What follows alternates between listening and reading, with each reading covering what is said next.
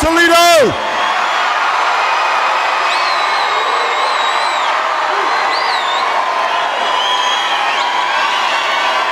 Thank you. Thank you. It is good to be in Toledo, Ohio.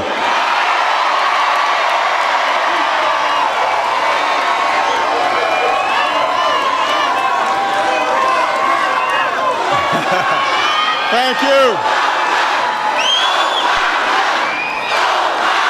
Thank you. Thank you. Thank you. Thank you so much. Now, first of all, I've got to say thank you for Kenyatta for that outstanding introduction. Give Kenyatta a big round of applause. I was listening backstage, and I thought I heard a little preaching going on there. Folks in the crowd were going, yeah, well. So Kenyatta can talk, no doubt about it. It is great to see so many good friends who work. I love you back.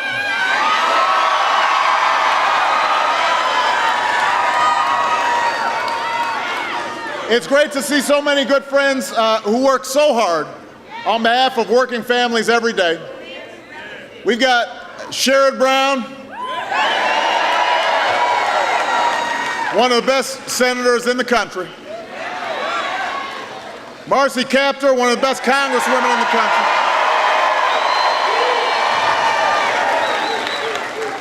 We got my friend and your friend, daughter of a Teamster, our Secretary of Labor, Hilda Solis, in the House.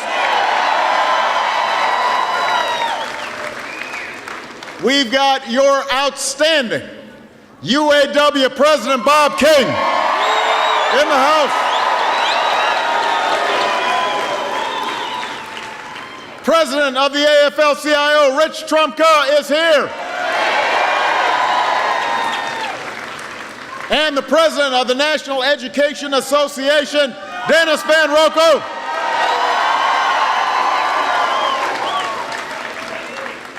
So we've got some working people in the House here. And to everybody who is working hard each and every day, happy Labor Day. Happy Labor Day. Now, thank you. Now, for those of you who've got a seat, feel free to take a seat. I've got some things to say. I've got some things to say here, so.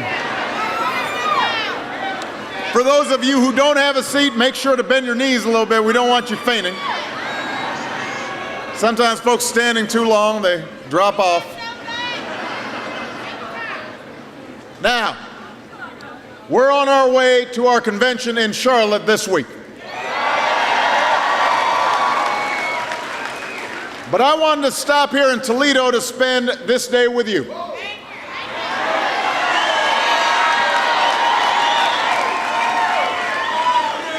A day that belongs to the working men and women of America. Teachers and factory workers, and construction workers and students and families and small business owners.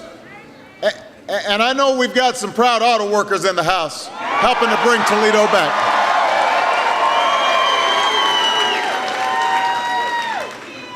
After all, it's working folks like you who fought for jobs and opportunity for generations of American workers. It's working people like you who helped to lay the cornerstones of middle-class security, things that people now sometimes take for granted, but weren't always there. The 40-hour work week, weekends, paid leave, pensions, the minimum wage, health care, Social Security, Medicare. Those things happened because working people organized and mobilized. It is unions like yours that help to forge the basic bargain of this country. The bargain that built the greatest middle class and the most prosperous country and the most prosperous economy that the world has ever known. And you know what that bargain is, because it's a simple one. It's a bargain that says, if you work hard, if you're responsible, then your work should be rewarded. That if you put in enough effort, you should be able to find a job that pays the bills. You should afford a home to call your own. That you'll have health care you can count on if you get sick. That you can put away enough to retire, maybe take a vacation once in a while. Nothing fancy. But you can enjoy your friends and your family, and most importantly, that you can provide your children with an education to make sure that they do even better than you did.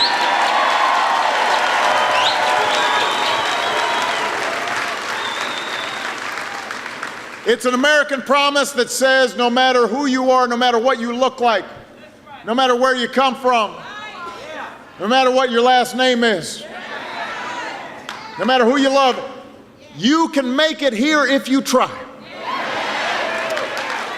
That's what we're fighting for, Toledo. That's what's at stake in this election, and that's why I'm running for a second term as President of the United States of America.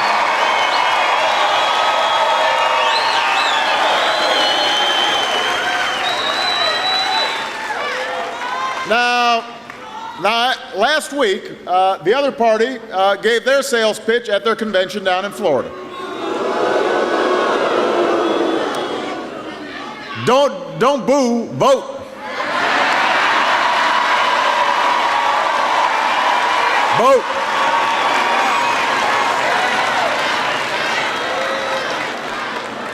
And I have to say, it was something to see.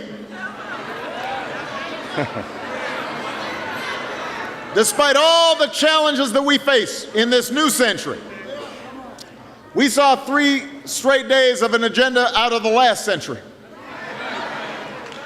It was a rerun. You might as well have watched it on black and white TV with some rabbit ears on there.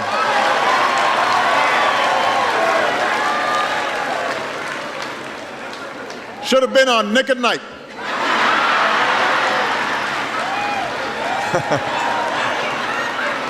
You know?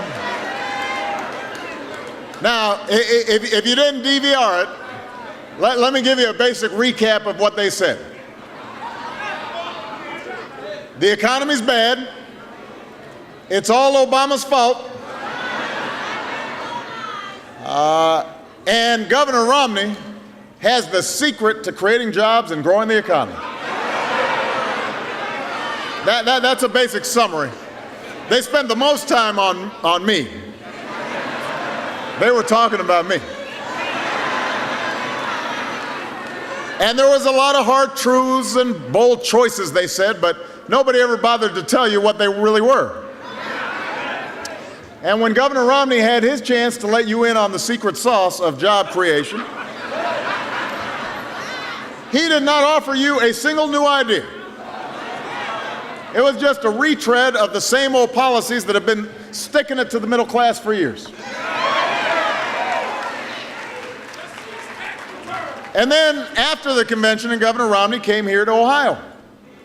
And he said he's going to be the coach that leads America to a winning season. The problem is everybody's already seen his economic playbook. We know what's in it. On first down, he hikes taxes on by nearly $2,000 on the average family with kids in order to pay for a massive tax cut for multimillionaires. That's on first down. Sounds like unnecessary roughness to me.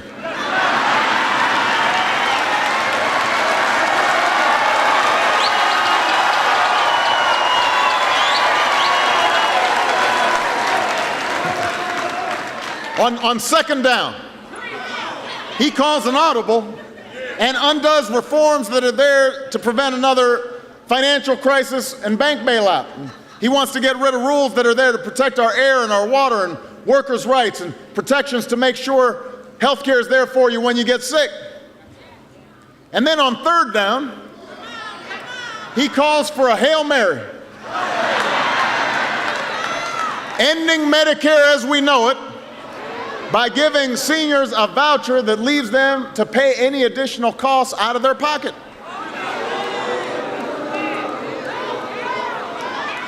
There's a flag on the play. Loss of up to an additional $6,400 a year for the same benefits you get now. That's their playbook. That's their economic plan. And I've got one piece of advice for you about the Romney-Ryan game plan, Ohio. Punt it away.